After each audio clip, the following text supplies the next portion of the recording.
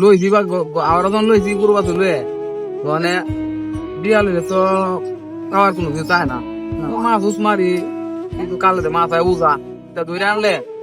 চান দিলে আছে ভাগ করে আর গাই দোয়াই 10-12টা গাই দিলে তোমার 5 দুধ হয়ে 20-30 কেজি মতো দুধ হয়ে যাগা তা আউট মানুষ ওই জায়গা 4-5 জন মানুষ তোমার 700-800 জন এমন দুধ হয়ে যাগা 30 কেজি হই তাহলে জাল দিদি দে ধানের বড় ডেকে মধ্যে জাল দিদি দে শুয়া এলাই ওখানে দিদি দিদি মানুষ বেশি হয়ে থাকা আউট মানুষ লাতের টাকা লাগে আয়ের কথা না তখন কি করি লাতের জাল দিয়ে বেলা আপনার